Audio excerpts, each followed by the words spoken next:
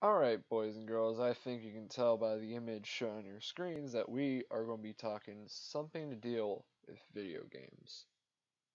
And if you haven't seen the news lately, we are getting back into that recurring cycle of dumbasses blaming these shootings and countless acts of violence on video games.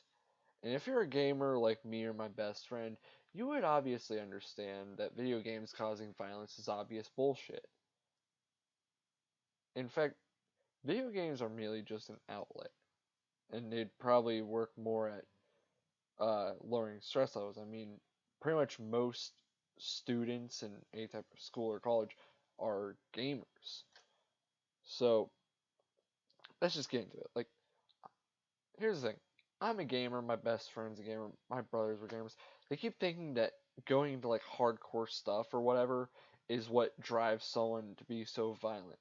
That's not true. My brothers and I, we played games like Mortal Kombat and Call of Duty. We also watched slasher horror films, bloody movies, and we turned out fine. So that really shows that for us, that was really not the case. They even tried to blame Mortal Kombat for this, but that's not true. And earlier today, I got into an argument with a friend I went to high school with over whether or not video games cause violence. And it was the dumbest shit I've had to argue. And whenever I destroyed them with a matter of my own research that I've found over the years, they decided to remove the post and try to insult me. And that just goes to show, in the face of facts, some people just can't handle them because they're obsessed with themselves. No, but I think, as you may now know, that from my rantings and yelling through this mic, that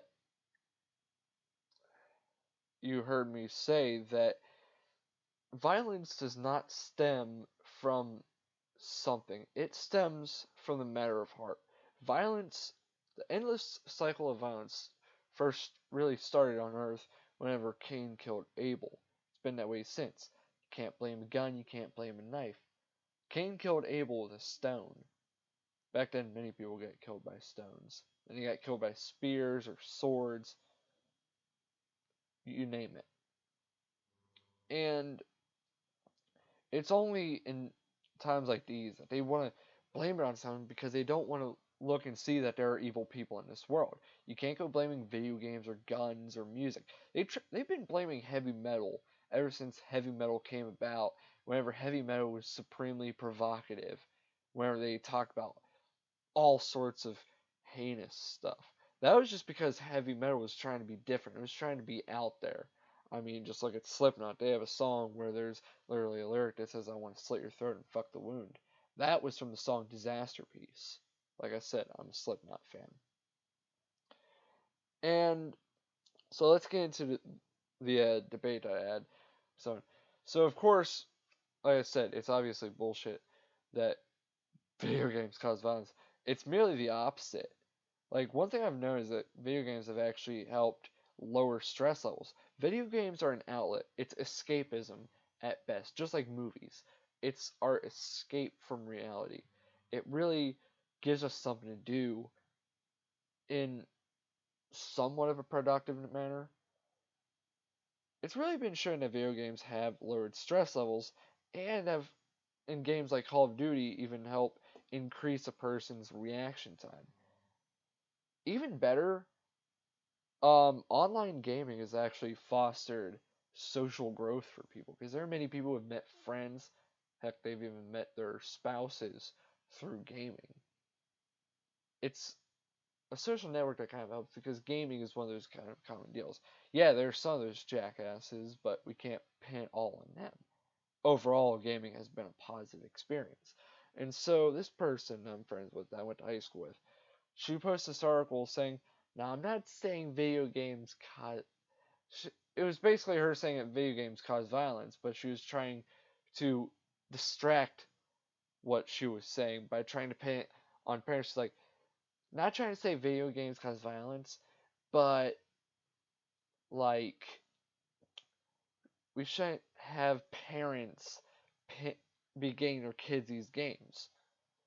that's still blaming it on video games and not parenting. If you saw my last video, I was talking about what the deal is with most shooters are whenever they commit heinous acts known as mass shootings. Obviously, many of the shooters were actually kids who were either in a single parent household or they had mental illness of some sort. It's not about the video games. And I commented, I said, listen, it has nothing to do with video games. Video games are merely an outlet. It's really on parenting. And they're like, oh, you're trying to press on my opinion further. I'm like, well, I'm trying to do something that you don't really know about. You're still trying to. Whenever I say bad parenting, it's something different. When you say bad parenting, you're talking about what they let their children watch or play. Whenever I talk about bad parenting, I'm talking about actually providing and caring for your kid. Because a lot of people who actually have committed acts of suicide or homicide were because their parents were not there for them. Either they didn't feed them, they didn't clothe them, they didn't provide shelter for them, or they didn't provide open ears or transparency for them, or they abused slash neglected them. A lot of times it stems from that, and usually it does stem from single parent households. After all, a lot of a major factor as to many rapists is a matter of whether or not they were raised in a single parent household. Obviously, that's not true for Brock Turner, but that's because Brock Turner is some rich kid who thinks that there are no consequences for actions when there obviously are. And thing is, it shows in developmental psychology, we see that kids need a father figure and a mother figure in their lives if they want to grow up to be relatively normal or healthy. Like if there's the absence of the father figure, they're not going to be as strong or disciplined really. Or in most cases, there's been like their probability of becoming criminals. If they lack a mother, they don't exactly have compassion or whatever. I'm not going to get into it. It's been a while since I read up on developmental psychology. Anyways, so her and I's definitions of bad parentings were different. As well, there has been a disturbing trend among the mass shooters, which shows that since Columbine, most mass shooters, if not all, had ADHD medications in their system. Which to me, I think ADHD is mostly bullshit. I think it's just parents refusing to take care of their kids. They're lacking faith. Now, I'm not saying that for everyone, because one of my best friends has ADHD. However, she has a little more control over it, from what I can tell. Anyways, but I think ADHD is mostly an excuse to drug kids for basically being kids. Alright? And these drugs don't even work. They're just filled with chemicals that really do a bit of a bad thing to kids. I remember whenever I was misdiagnosed with ADHD, obviously people now know that I am on the autism spectrum, that they really screw you up. They mess with your stomach. They mess up your circadian rhythm, so it really messes with serotonin levels. And there have been many cases for boys that have had to take ADHD medication that they develop gynecomastia, which is when a male develops breasts, which is abnormal. And not only is it showing the stats of autopsies of the mass shooters having taken ADHD medications, but even terrorist groups have done this. Back whenever ISIS was seen as a major threat many years ago, there was actually one kid over in the Middle East who gave witness testimony through video talking about what ISIS did, which where they forced boys to take ADHD medication so they would become desensitized, so that they would be more likely to commit atrocious acts. And he was talking about how they force them. So it's also known how bad these ADHD medications are.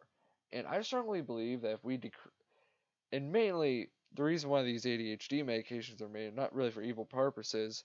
Well, technically they are whenever the big companies want their paycheck. Like they want a lot more money at the expense of others. Sounds a little bit like sociopathy. Anyways, so it can so I think there's a stronger trend in ADHD medications being linked to mass shootings than video games. There's practically no evidence to say that video games are the cause of violence. It's like saying that because a person who is seemingly a Trump supporter went on a shooting spree in El Paso, that's like trying to say that every Trump supporter is a terrorist. That's not true. That's like a very small fraction of Trump supporters. Just like you can't even do that to Muslims.